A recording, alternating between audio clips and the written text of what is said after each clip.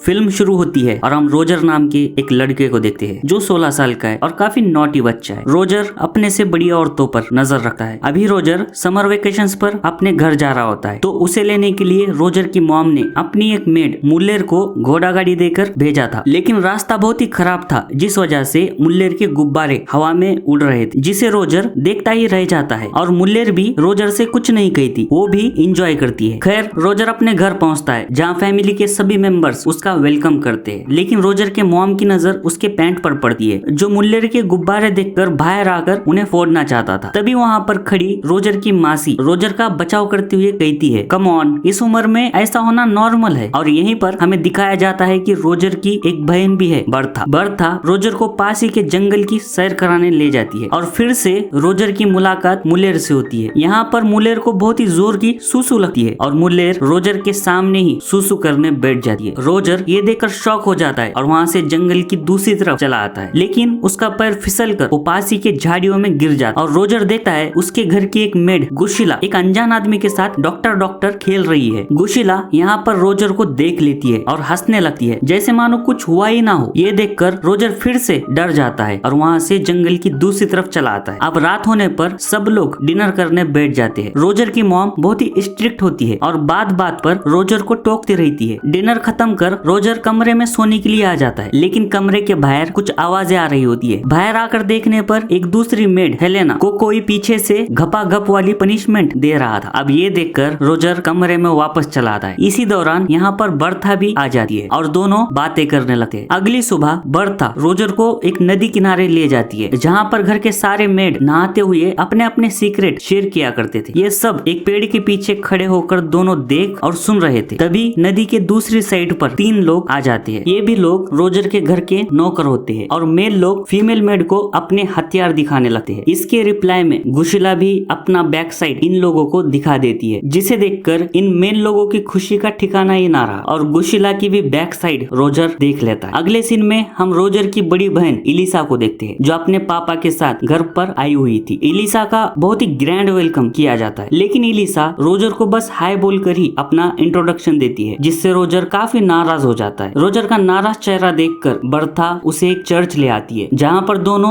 एक जगह छुपकर अपनी मासी की बातें सुनने लगते हैं। और यहाँ पर मासी अपने पादरी के सामने बता रही होती है। मासी बताती है कि मुझसे एक पाप हो चुका है। पादरी क्वेश्चन करता है, तुमसे क्या पाप हुआ है? मासी बताती है, रोजर कुछ दिन पहले ही छुट्टियां मनाने के लिए यहाँ पर आया है और जब से मैंने उसे देखा है उसी पल से मुझे रोजर से प्यार हो गया है। कई बार मैंने खुद को इंटीमेट होते हुए भी इमेजिन किया है। ये सब बातें रोजर सुन लेता है और खुशी के मारे छत से नीचे गिर जाता है। और अब पादरी रोजर को पकड़कर उसकी मॉम जो बहुत स्ट्रिक्ट है उनके सामने ले आता है और सारी बातें उन्हें बता देता है। रोजर की मॉम पादरी से पूछती है, आप ही बताइए अब मुझे क्या करना चाहिए रोजर के साथ? पादरी कहता है, रोजर के पिछवाड़े पर 10 जोरदार फटके लगाने चाहिए और ये काम हमें रोजर की मासी से ही कराना चाहिए। मासी ये सब रोजर के साथ नहीं करना चाहती थी, लेकिन ना चाहते हुए भी उन्हें ऐसा करना ही पड़ा। ये सब घर की मेड गुशीला खिड़की में से झांक कर देख रही होती है। रात में रोजर उल्टा होकर सो रहा होता है। तभी रोजर को कमरे के बाहर से फिर से कुछ आवाजें आने लगती है। बाहर आकर देखने पर हेलेना को फिर से कोई ट्रीटमेंट पीछे से दे रहा होता है, लेकिन वो कौन है हमें अभी भी पता नहीं चलता है। इसी दौरान गुशीला रोजर के पास आती है और उससे कहती है, मैंने तुम्हारी पिटाई होते हुए देखा है। मैं जानती हूँ कि तुम्हें बहुत दर्द हो रहा होगा। अगर तुम चाहो तो मैं तुम्हारी पिछवाड़ी की मसाज कर सकती हूँ जिससे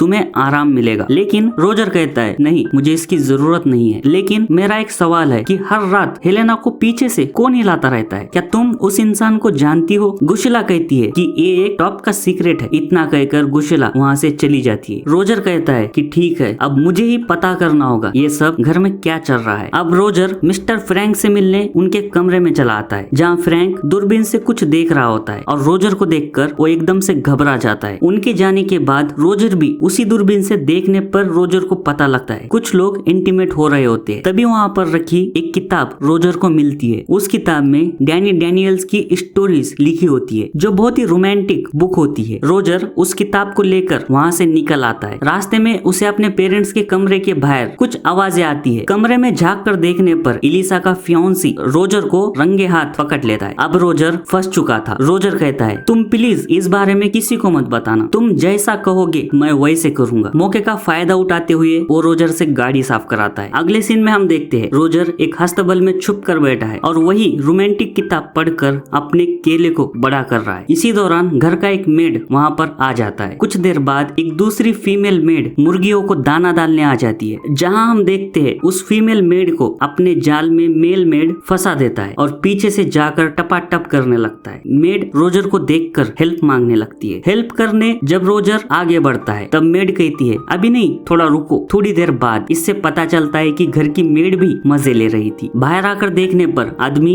अपना काम पूरा कर चुका था। सीन शिफ्ट होता है जहाँ पर रोलिन रोजर से जूता साफ करने कहता है। रोजर के मना करने पर रोलिन रोजर के मॉम को सब बता देता है। रोलिन बताता है पिछली रात रोजर आपके कमरे के बाहर ताकाझाकी कर रहा था। ये सुनकर रोजर की मॉम को बहुत ज्यादा गुस्सा आता है। वो रोजर से कहती है तुम ऐसा करोगे मैंने कभी नहीं सोचा था रोजर, तुम अभी मेरे आंखों के सामने से दूर चले जाओ। लेकिन बाहर जाते हुए रोजर अपनी किताब इलिसा की किताब से चेंज कर देता है और जब इलिसा उस किताब को पढ़ती है तब उसे भी बहुत अच्छा लगने लगता है। रोजर भी इलिसा को चुप कर देख रहा था। यहाँ से सीधे अब रोजर गुशिला के पास जाता है जो किचन में काम कर रही थी। पीछे से रोजर गुशिला को पकड़ लेता है, बट गुशिला ये सोच रही थी कि कोई नौकर होगा जो उसे पीछे से पकड़े हुए है और डिफेंड करते हुए वो एक प्लेट रोजर के माथे पर फोड़ देती है। लेकिन गुशिला देखती है कि ये तो रोजर है। जिसके बाद गुशिला भी रोजर के साथ घपाघप करने के लिए तैयार हो जाती है। लेकिन तभी घर की एक मेड वहाँ पर आ जाती है और रोजर को वहाँ से भी भाग जाना पड़ता है। अब रोजर रुकना नहीं चाहता था, वो सीधे मुलेर के पास चला जाता है और पीछे से पकड़कर मुलेर को हिलाने लगता है। मुलेर भी इस चीज का मजा लेने लगती है। तभी एक पोस्टमैन घर के बाहर जोर जोर से चिल्लाकर ये कह रहा होता है कि जंग छिड़ गई है, जर्मनी ने फ्रांस के ऊपर जंग का ऐलान कर दिया है। अब जंग के चलते अगले दिन गांव के सभी मर्द लोगों को जंग में जाना होता है। लेकिन जंग में जाने से पहले एक आखिरी पार्टी ऑर्गेनाइज की जाती है जहाँ फ्रैंक कहता है मैं जंग में नहीं जाऊंगा, मुझे हेल्थ प्रॉब्लम है। और जब रोजर को पता चलता है कि घर के सभी मर्द लोग जंग में जा रहे हैं और औरतें अकेली रहेंगी तो बहुत खुश हो जाता है। लेकिन जंग में जाने से पहले सभी आदमी लोग आखिरी बार अपनी बीबियों से इंटीमेट करते हैं और रोजर भी सभी को ऐसा करते हुए देख रहा था। अगली सुबह सारे मर्द लोग जंग में चले जाते हैं और रोजर सबसे पहले गुशिला के पास जाता है, जहाँ वो गुशिला की हेल्प कर गुशिला के साथ ही एंजॉय करने लगता है। गुशिला भी रोजर को अपने पास आने देती है। दोनों मिलकर ढेर सारा एंजॉय करते हैं और पूरी रात मजे करने के बाद नेक्स्ट मॉर्निंग नदी किनारे बैठी केट जो रोजर के घर की मेड होती है उसे दिखाया जाता है। तभी नदी में से बाहर रोजर निकल आता है और केट के साथ प्यारी प्यारी बातें करने लगता है। केट के साथ भी रोजर मजे करने लगता है। अब कुछ ऐसा ही रोजर घर की सारी औरतों के साथ करने का सोच लेता है। रोजर के डैड जंग से कुछ दिनों के लिए वापस आए हुए थे। रात में रोजर अपने पेरेंट्स के कमरे में घुस जाता है जहाँ उसके पेरेंट्स रात में कुछ मिशनरी एक्टिविटी ट्राई कर रहे थे। तभी रोजर को अपने कमरे में देखकर डैड और मॉम जैसे मानो शॉक हो जाते हैं और रोजर को वहाँ से भगा देते हैं। नेक्स्ट सीन में मार्गरेट अपने रूम में सोने के लिए आई होती है जहाँ पहले से ही रोजर बेड पर उसका इंतजार कर रहा होता है। रोजर कहता है कि मैं जानता हूँ आप वर्जिन है और मैं बस आपकी हेल्प करना चाहता हूँ। पहले तो वो मना करती है और कहती है कि रोजर ये गलत है, लेकिन थोड़ी देर बाद वो भी मान जाती है और रोजर मार्गरेट की भी मजे लेने लगता है। अब हम हेलेना को देखते हैं जो चाय नाश्ता लेकर आ रही थी, लेकिन सारे मर्द लोग तो जंग में जा चुके थे तो उसके पास कोई ऑप्शन नहीं था, जिस वजह से मेड सीधे रोजर के कमरे में आ जाती है। रोजर कहता है कि तुम इसी टाइम पर इस जगह क्यों आती हो? हेलेना बताती है कि मैं तो बस चाय नाश्ता देने के लिए यहाँ पर आई थी। ये कहकर हेलेना जाने लगती है। तभी पीछे से रोजर पकड़ लेता है और हेलेना का गेम बजाने लगता है। अगले सीन में हम देखते हैं बर्था और रोजर गार्डन में बैठे हुए थे। तभी बर्था कहती है कि देखो रोजर कौन जा रहा है। रोजर देखता है ये तो एलिसा है। अब रोजर जल्दी से एलिसा के पास जाता है जो कि घोड़ों को साफ कर रही थी। रोजर एलिसा को भी अपने जाल में फंसा लेता है। पहले तो एलिसा रोजर के साथ करने से मना करती है, बट एलिसा ने वो रोमांटिक वाली किताब पढ़ रखी थी और वो भी खुद को रोक नहीं पाती और दोनों